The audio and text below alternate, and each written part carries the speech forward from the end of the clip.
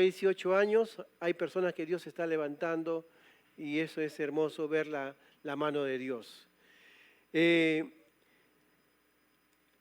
La primera canción que cantamos realmente es el inicio de lo que Dios quiere hablar en tu corazón. Estoy bien con mi Dios. Amén. Tengo paz. ¿Y qué dice la última frase? A ver, ¿recuerdan? Los que están en el coro. Estoy bien con mi Dios, tengo paz. Gloria a Dios. A ver, todos juntos. Estoy bien con mi Dios, tengo paz. Gloria a Dios. Toda la gloria es a Dios, hermanos. Porque toda la paz que tú tienes viene de parte de Dios. No viene la paz que tú buscas por tus propios medios, sino la paz que viene de Dios. Y si leemos en Mateo capítulo 16, vamos a encontrar ahí lo que el Señor Jesús va a empezar a preguntar a sus discípulos. Y la pregunta de Jesús a sus discípulos, en primer lugar le dice, ¿y ustedes quién dice que soy? ¿Quién dice que soy? Y esa es una pregunta muy interesante que tú en esta mañana te tienes que preguntar. ¿Qué dice la gente? ¿Quién soy yo? ¿Qué digo yo de mí mismo? ¿Quién soy yo? Cuando no tengo exacto la respuesta, hermanos, va a pasar como dice la Biblia, algunos están durmiendo, otros están lejos de la obra de Dios, otros estamos con ganas de hacer cosas para Dios, pero estamos minimizados ahí. Entonces, en esta mañana, dile Dios, habla a mi corazón. Marca principios a mi corazón.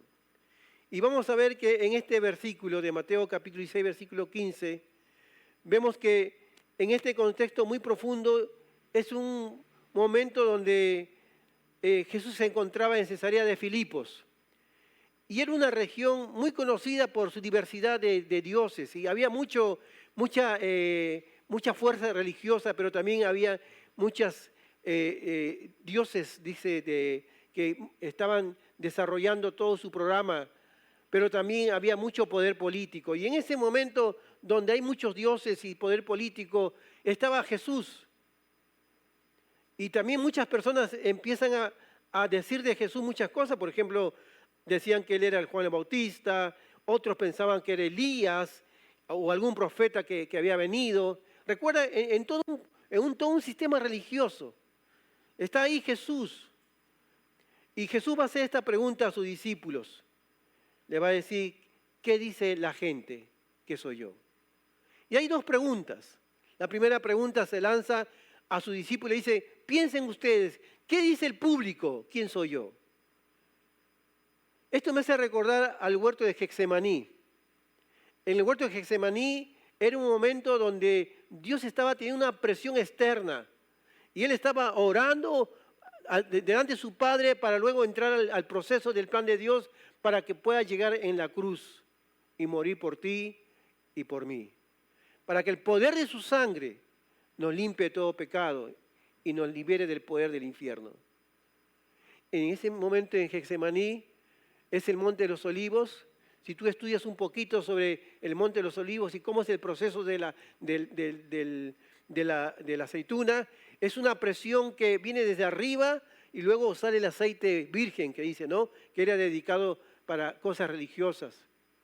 Pero luego el mismo peso, primero es el mismo peso de la uva, de la aceituna que va haciendo que salga el aceite virgen. Luego viene la presión. Y eso habla de algo interno tuyo. Tienes una presión en tu corazón. Pero también hay una presión externa, de afuera, que va diciendo lo que tú eres, lo que va marcando lo que tú eres. Entonces vemos acá lo que el Señor va compartiendo a sus discípulos. Esta primera pregunta es externa. El Señor tenía una fuerza externa. Sus discípulos lo abandonaron, lo juzgaron realmente ahí, lo crucificaron, todo lo que Él iba a soportar por ti y por mí. Llega un momento donde dice, Padre, si es por mí, dice, pase de mí esta copa, algo ya interno. Donde Él dice, ¿qué puedo hacer? Pero luego Jesús reacciona y dice, pero que se haga tu voluntad y no la mía. Vemos acá la respuesta de Pedro, tú eres el Cristo, el Hijo del Dios viviente. Pero Jesús También está preguntando acá quién soy yo, qué dice la gente que soy yo, porque quiere no solamente llevar a que lo que la gente piensa de Jesús, sino qué es lo que tú piensas de Jesús. ¿Qué piensas de Jesús? ¿Qué pensamos de Dios? Muchas veces pensamos de Dios que Dios es un Dios todopoderoso, amén, que Dios se ha levantado como poderoso gigante, pero ¿cómo estamos? Débiles, con problemas, con conflictos. Lo que la gente, lo que nosotros pensamos, lo que es Dios, pero internamente, ¿qué pienso? ¿Y cómo está actuando Dios en mi vida, en mi corazón? Vamos a ver rápidamente, porque hay muchas cosas para ver todos estos detalles, que frente a esto lo que el Señor está diciendo, ¿quién soy yo? ¿Qué dice la gente? ¿Quién soy yo? ¿Qué dices tú? ¿Quién soy yo? Es que el poder de las etiquetas son como un tatuaje emocional en tu vida y en tu corazón, hermano. Nosotros muchas veces en nuestra vida cristiana o en nuestra vida antes de venir a Cristo hemos tomado malas decisiones. Hemos cometido pecados que no agradan a Dios. Hemos hecho cosas quizás que han destruido quizás nuestra familia, quizás la iglesia, quizás el ministerio. O antes de venir a Cristo quizás hemos venido de un hogar totalmente destruido, de un hogar que realmente quizás nos sentimos menos que otras personas. Estas etiquetas muchas veces te van a definir, te van a limitar o te van a inspirar. Cuando nosotros vemos, en primer lugar, en mi vida, he experimentado estas luchas. En mi vida he sentido como el peso de que las otras personas piensan de mí, lo que las otras personas hablan de mí. Incluso cuando yo mismo he llegado a creer o he tratado de crecer o avanzar en las cosas de Dios, me he sentido minimizado. Porque no solamente pensando lo que otros piensan de mí, sino muchas veces lo que yo mismo pienso de mí. En mi vida, cada intento de crecimiento que he querido tener, hermanos, las voces del pasado susurran en mi corazón. Y me dice, tú no eres suficiente. Tú eres un pecador. Tú eres una persona que no te mereces. Tú eres un inútil. Y todos de una u otra forma vamos enfrentando estos pasos en nuestra vida. O otros nos van diciendo a nosotros, tú no sirves. Tú eres inútil. Tú ya quedaste atrás. Hermanos, pero en medio de estas batallas, Dios ha intervenido profundamente. Dios ha intervenido grande. Estaba conversando con los hermanos, estaba orando con mi esposa, pasando por estas luchas muchas veces. Y un momento recibo la llamada del pastor Fernando, me dice, hermano Juan Carlos, ¿cómo estás para este domingo? No era la voz del pastor Fernando, era la voz de oportunidad de parte de Dios. Hermano, pero muchas veces, cuando nosotros nos dejamos llevar por todo lo que la gente piensa de nosotros o lo que nosotros mismos pensamos de nosotros, nos eliminamos. Quizás la respuesta podría haber sido, pastor, por ahora no, quizás más adelante. ¿Eh? O cuando muchas veces vamos a tomar la Santa Cena, pasa eso, ¿no? Cuando vamos a tomar la Santa Cena, a veces dejamos pasar la Santa Cena, porque nos etiquetamos a nosotros mismos, no me merezco tomar la Santa Cena. Pero ¿qué piensa Dios de ti? Es ahí donde he entendido, hermanos, que tengo que dejar de lado lo que otros piensan de mí. Y tengo que luchar con lo que yo mismo pienso de mí. Y cada momento que me levanto, cada lugar donde voy, y ahora cuando yo venía de Cañete hacia acá, y siempre mi oración, Señor, si tu presencia no va conmigo, no me saques de aquí. Porque muchas veces, hermano, por no ser guiado por la presencia de Dios, es ahí donde tomamos malas decisiones. Es ahí donde nosotros tomamos un camino diferente. Pero cuando nuestra oración cada mañana, sea en la universidad, sea en la escuela, sea en el ministerio, si tu presencia, Señor, no va conmigo, no me saques de aquí. No me saques de aquí. Ustedes han desarrollado una serie de estudios sobre la familia. Y me estaba compartiendo ahí el pastor, pero pensando, han desarrollado un estudio sobre la familia, pero me gustaría llegar ahora al corazón de la familia. Porque en el corazón de la familia pasamos estos problemas, estos conflictos. Hermano, en el hogar, hay muchos hogares donde quizás el papá ha cometido errores, la mamá ha cometido errores, o los hijos han cometido errores, Y todo se llama pecado. Y muchas veces todas esas cosas que han pasado en nuestra vida, empezamos a tener problemas y conflictos cuando no hay una gracia, misericordia y oportunidad. Entonces todos estos problemas en momentos de enojo, de ira, sale de la boca. Y muchas veces ofendemos o herimos al esposo, o herimos a la esposa, o herimos a los hijos por el pasado.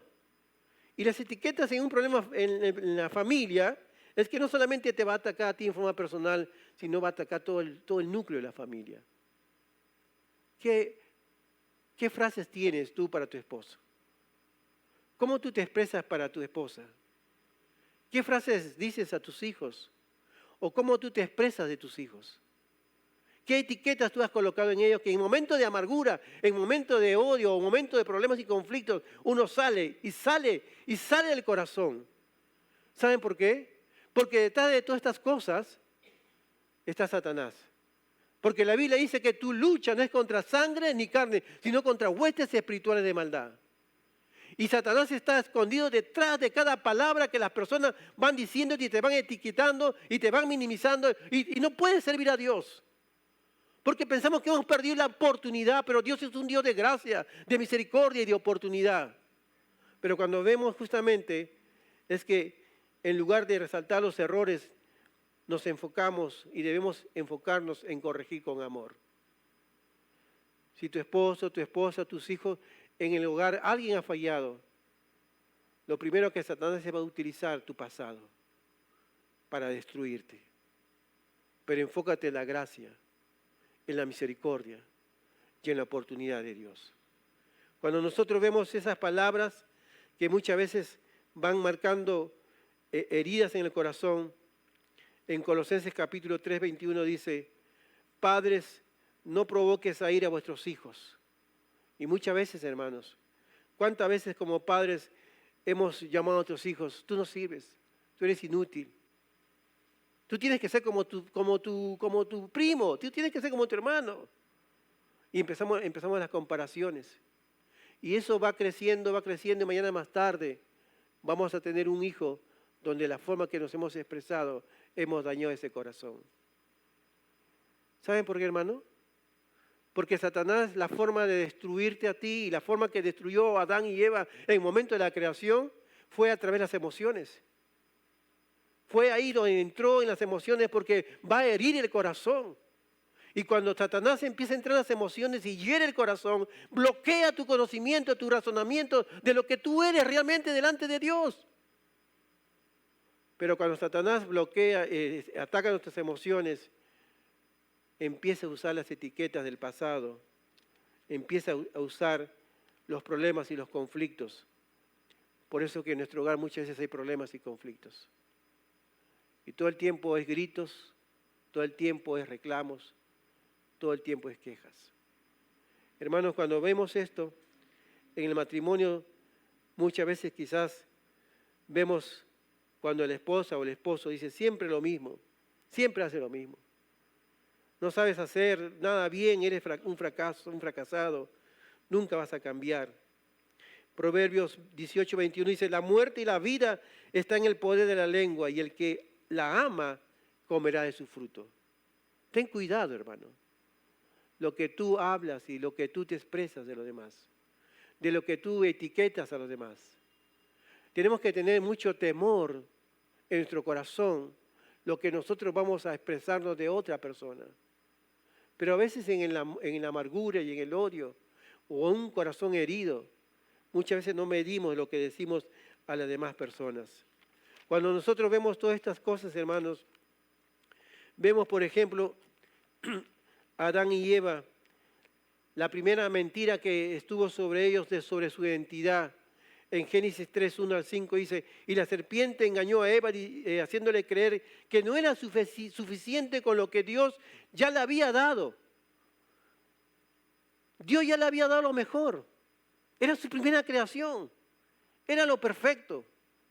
Y dijo Dios que todo lo que él había hecho era bueno.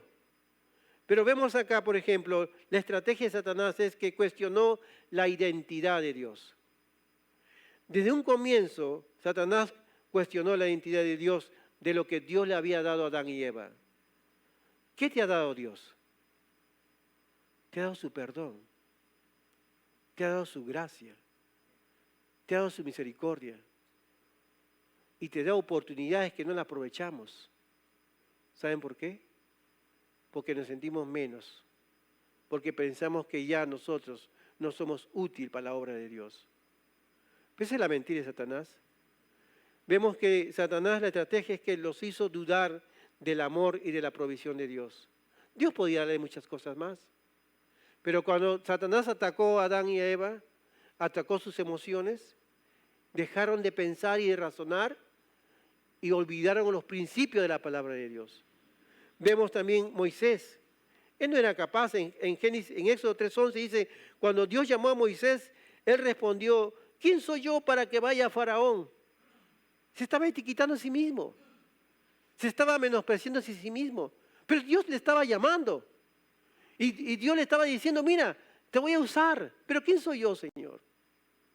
No soy un buen padre, no soy una buena hija, un buen hijo, no soy una buena madre, no soy un buen esposo, no somos una buena familia, Señor.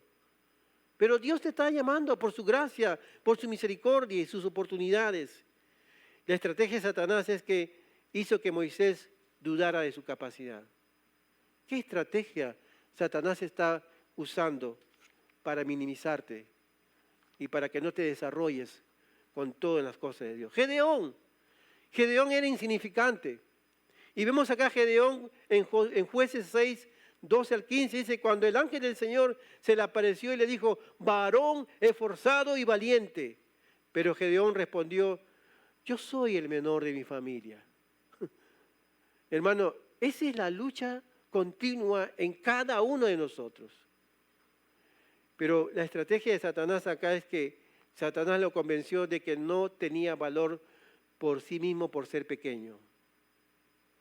Dios, hermano, quiere usar un pequeño, un niño, un adolescente. Dios quiere usar a un joven, a una persona mayor. Nadie aquí podemos decir, yo ya no estoy para servir al Señor. A todos Dios nos quiere utilizar. Vemos también, por ejemplo, ahí en cuanto a lo que Dios va marcando un principio, es que me hago la pregunta, ¿cómo entonces yo puedo recuperar el diseño de Dios para mi vida? Porque cuando Dios creó a Adán y a Eva, dice la Biblia que Dios lo creó a imagen y semejanza. El plan de Dios era que Él podía darle esa capacidad de que el hombre podía conocer, podía investigar, podía amar, podía sentir, podía obedecer. Él tenía el libre albedrío, tenía la capacidad de decidir. Dios dijo, todo era bueno, pero la responsabilidad del hombre es mantener que eso bueno continúa siendo bueno. Y nos preguntamos, ¿por qué estoy como estoy? Porque hemos perdido la responsabilidad de lo que Dios hizo en nosotros. ¿Qué pasó en ese momento cuando Adán y Eva pecaron? Dice, todo se resume en Romanos 3:23. ¿Qué dice Romanos 3:23? Por cuanto todos pecaron, están destituidos de la gloria de Dios. ¿En qué vemos ahí? Que por el pecado fueron separados, fueron apartados de la gloria de Dios. Ya no había esa comunión con Dios, ya no había esa comunicación con Dios, ya no había esa relación con Dios. El pecado rompió todo eso. Pero llegó el momento cuando ese pecado ellos tuvieron que salir de vuelta de Edén. Pero en ese momento solo vemos la gracia, la misericordia de Dios para con Adán y con Eva. Él no los condenó, Él no tiró el dedo acusador como Satanás. Que dice la Biblia que Satanás es el acusador de los hermanos. El que va colocando etiqueta y va usando personas. Y Satanás está muchas veces detrás de personas en las palabras, por eso que tenemos que tener cuidado. Porque nuestra lengua muchas veces soltamos y al fin y al cabo no sabemos qué hacer. Vemos acá que la etiqueta negativa se convierte en verdades falsas en nuestra vida. Vemos que en el principio determinó que Dios todo era bueno, pero Adán y Eva no cumplieron con esa responsabilidad de cuidar lo que era bueno. Porque se dejaron arrastrar, escucha bien, porque se dejaron arrastrar por sus emociones. Hermanos, si Dios les dio la oportunidad y tienes un esposo que vino a la gracia, a la misericordia de Dios, y dice la Biblia que el que confiesa su pecado alcanza la misericordia de Dios. Si tienes a tu esposa que vino y se arrepintió al Señor, alcanzó la gracia, la misericordia de Dios. Si tienes tus hijos, ellos alcanzaron la gracia y la misericordia. Están cubiertos por el amor, por la gracia y por la misericordia de Dios. Pero nosotros, hermanos, entendemos, pero no lo aceptamos. Porque estamos trayendo a memoria su pasado. Pero Dios dice, no, puesto los ojos en Jesús, el autor y consumador de la fe. ¿Sabes por qué te voy compartiendo estas cosas, hermanos? Porque en el recorrido de la vida cristiana, todos de una u otra forma hemos tomado malas decisiones. Y eso es lo que quiere Satanás. ¿Saben por qué? Porque Satanás no quiere una persona con el poder de Dios. Lo tiene minimizado.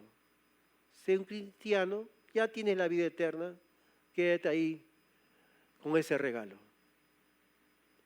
Pero Dios no te llamó solamente para darte la vida eterna. Dios te llamó para que seas un hombre de fe, como lo dijo a Gedeón, esforzado y valiente. Desarróllate a empezar a hacer las cosas para Dios.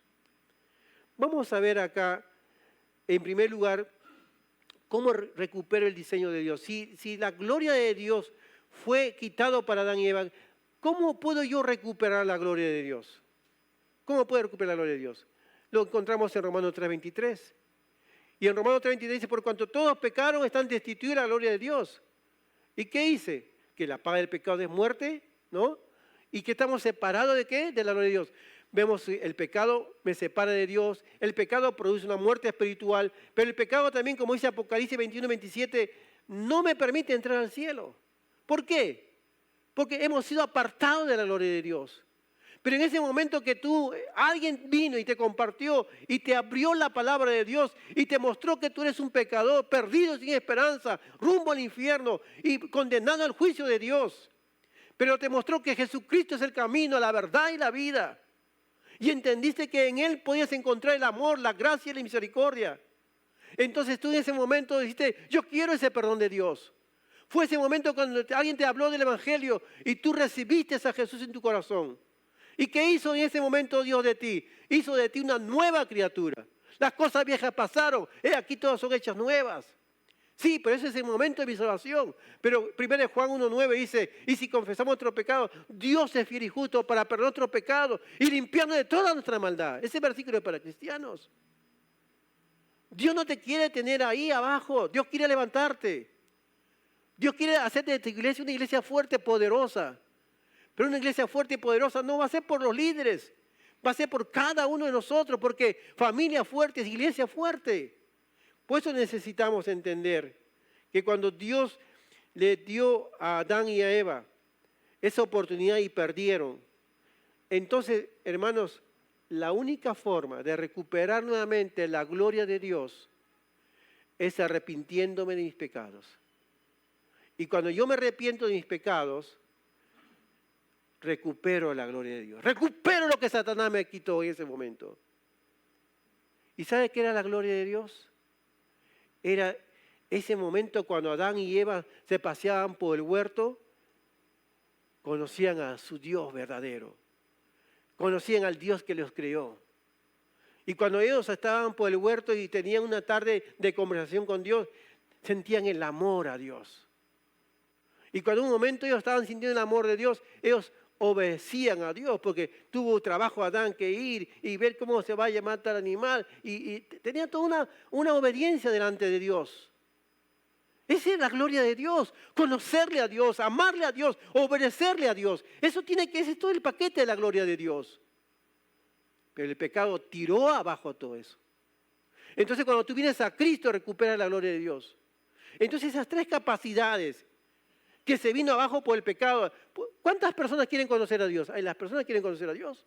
No. ¿Las personas aman a Dios? No, aman su pecado. Las personas quieren obedecer a Dios. No, aman a sus propios deseos. Están lejos de Dios. Pero cuando vienes a Cristo, por eso la Biblia dice que tienes el primer amor. Vuelve a tu primer amor. ¿Cuál es el primer amor? Porque en el momento que tú viniste a Cristo, hubo un milagro de Dios en tu vida.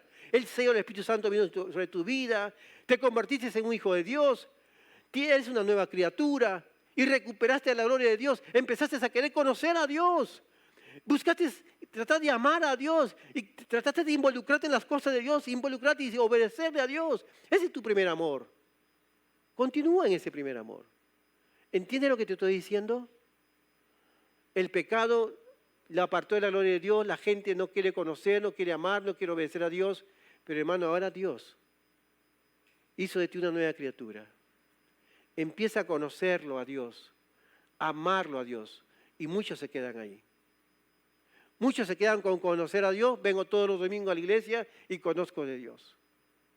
Y voy a mi trabajo, trato de amar a Dios porque trato de vivir una vida en santidad y estoy tratando de vivir una vida que agrade a Dios. Amo a Dios con mis hechos, con mi testimonio. Voy demostrando a través de eso que yo lo amo a Dios. Pero ahí queda todo muchas veces.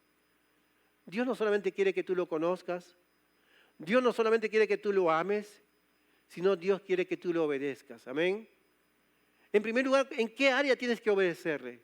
Obedecerle a Dios lo que Él te dice, lo que tú eres. Un varón esforzado y valiente. Eres una hija de Dios, eres un hijo de Dios. Y Él tiró a las profundidades del mar todo tu pecado. Por eso la Biblia dice, despojémonos de todo peso y del pecado que nos asedia, ¿no? Y corramos con paciencia la carrera que tenemos por delante. Y cuánto más la sangre de Cristo, dice, limpiará vuestra conciencia de obras muertas. ¿Para qué?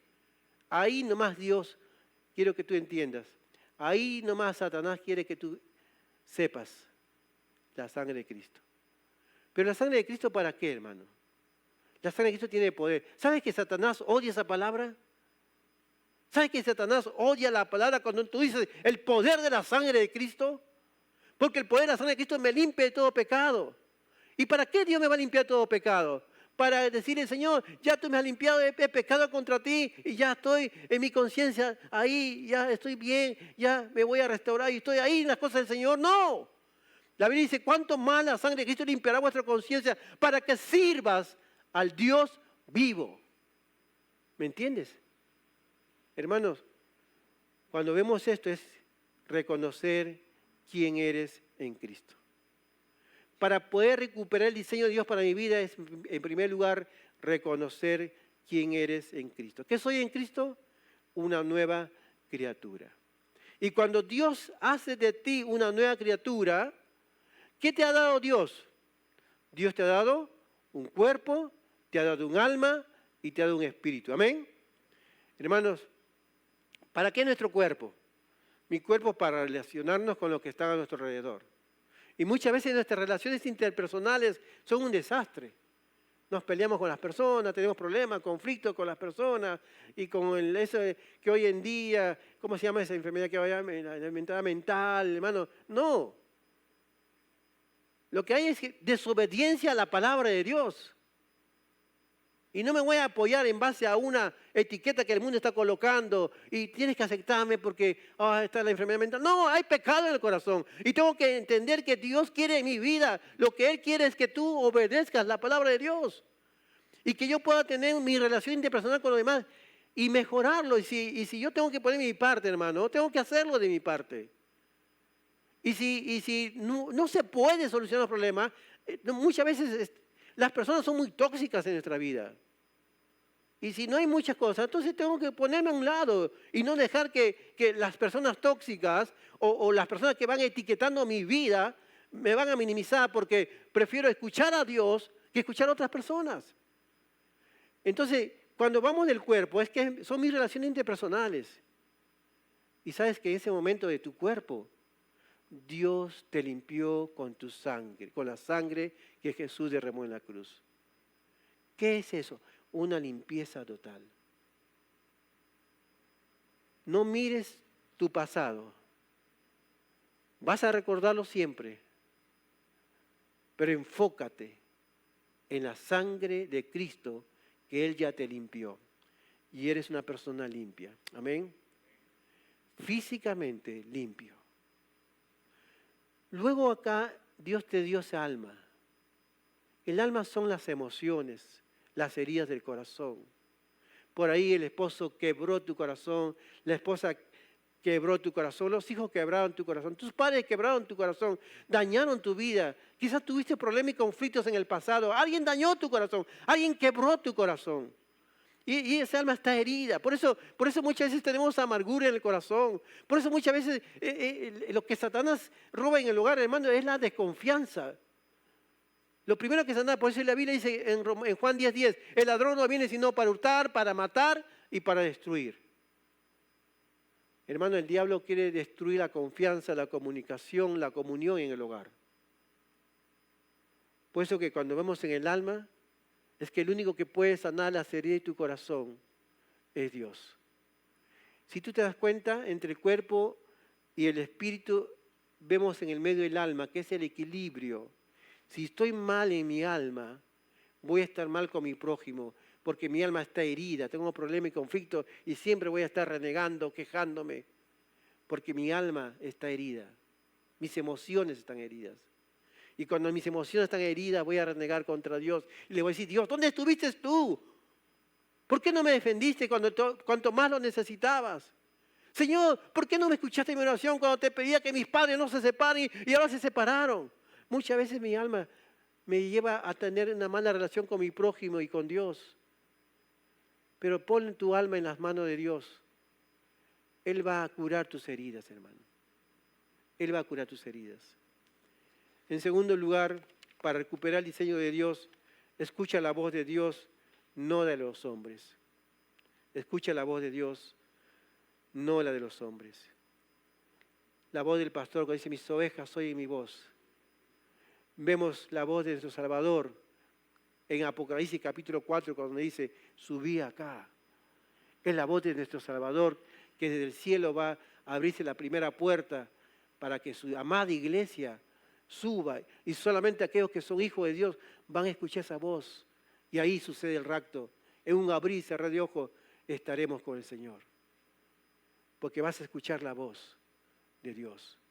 Solamente los cristianos, los que aman a Dios, escuchan la voz de Dios. Hermano, enfócate en escuchar la voz de Dios.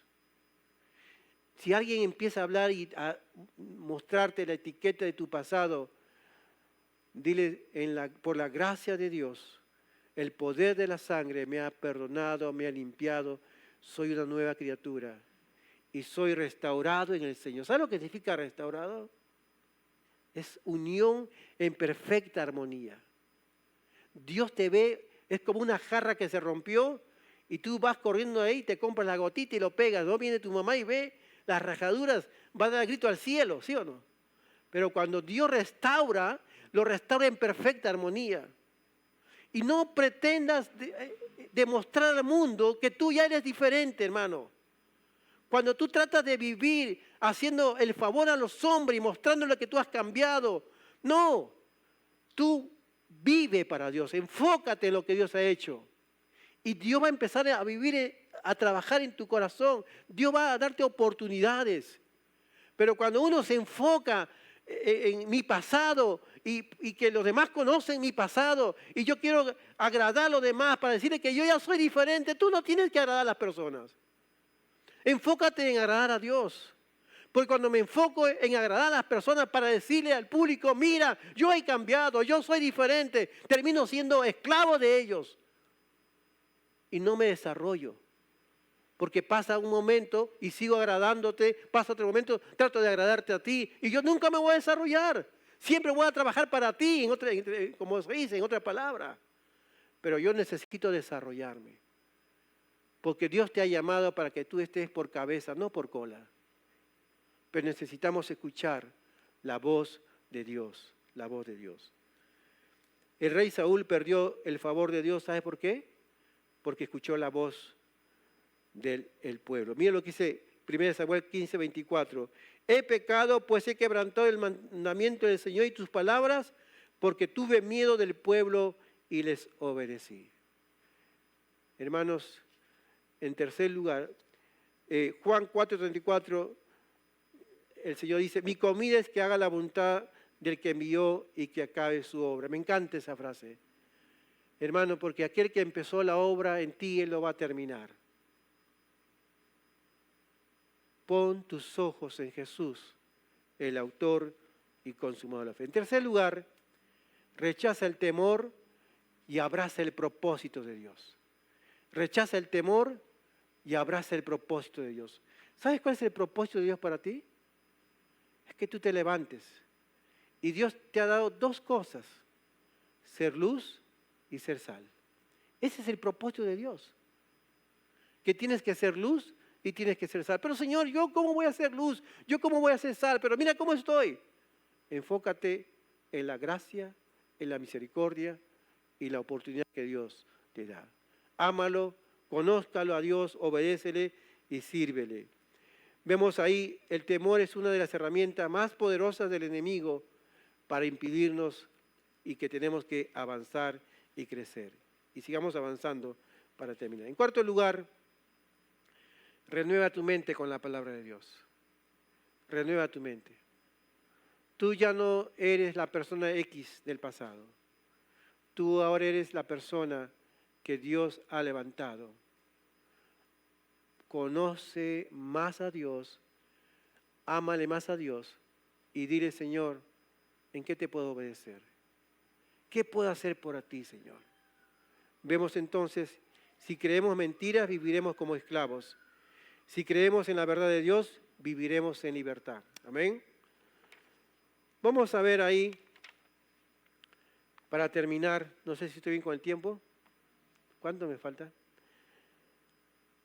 No dejes, hermano, que los demás definan tu futuro. No dejes que tu esposa te defina con etiquetas del pasado. No dejes que tu esposo te define con etiquetas del pasado. No dejes que tus padres te definan. No dejan que tus hijos. No trate, viste que los problemas en el hogar están porque trato de agradar a mi esposa que he cambiado, trato de agradar a mi esposo que he cambiado, trato de agradar a mis hijos, a mis padres que he cambiado. No, enfócate en agradar a Dios. Confía en Dios que Él seguirá haciendo su obra en ti. Satanás quiere que tú olvides esa verdad. Aquel que la obra empezó, Él va a continuar su obra en ti. ¿Qué visión te dio Dios? ¿Qué pasión te dio Dios? ¿Qué visión Dios está poniendo en tu corazón? ¿Qué pasión está ardiendo en tu corazón? ¿Qué cosa quieres hacer para Dios? Hermanos, hay muchas cosas que uno quiere hacer para Dios. Tengo una serie de cosas que las cárceles, los niños, ¿no? Los niños discapacitados. Hay muchas formas, hay muchas cosas que Dios pone en tu corazón. Empieza a usar el poder de la palabra de Dios que está en tu corazón. Dios determina tu futuro, Dios determina tu destino. Dios es un Dios de oportunidades que te va a dar para que te desarrolles y no sigamos minimizándonos por las palabras de Satanás detrás de las personas. Porque la Biblia dice, no os conforméis a este siglo, Romanos capítulo 12, versículo 2, sino transformaos por medio de la renovación de vuestro entendimiento para que comprobéis cuál sea la buena voluntad de Dios, agradable y perfecta. Hermanos, cuando vemos el principio de la palabra de Dios, es que el diseño de Dios, miren por favor, terminamos así. El diseño de Dios al comienzo era Adán y Eva, fueron destituidos de la gloria de Dios por su pecado, pero el plan de Dios no terminó ahí. El plan de Dios continúa. ¿En qué momento? En que Jesús es el camino, la verdad y la vida. Ahora tú eres una hija, un hijo de Dios. Hermano, el plan de Dios quiere continuar en ti. Amén. Quiere que tú seas luz y sal para este mundo. ¿Qué etiquetas de tu pasado te ha quitado del diseño de Dios? ¿Qué etiquetas del pasado hace que nosotros no vivamos en el diseño de Dios? Hace que nosotros no vivamos en el plan de Dios. En esta mañana, dile, Señor, voy a agarrar todo eso y las voy a colocar en tus manos. Y solamente quiero enfocarme en tu gracia, en tu misericordia, en tu oportunidad. Y quiero no solamente creer que la sangre de Cristo me limpie todo pecado, sino confiar que soy una nueva criatura en Cristo Jesús. Y dile ahí en tu corazón, Señor, quiero servirte, quiero desafiarme. Y quiero empezar este año, empezar a ver oportunidades. ¿En qué área puedo servirte, Señor? Dame una pasión, dame una visión para servirte.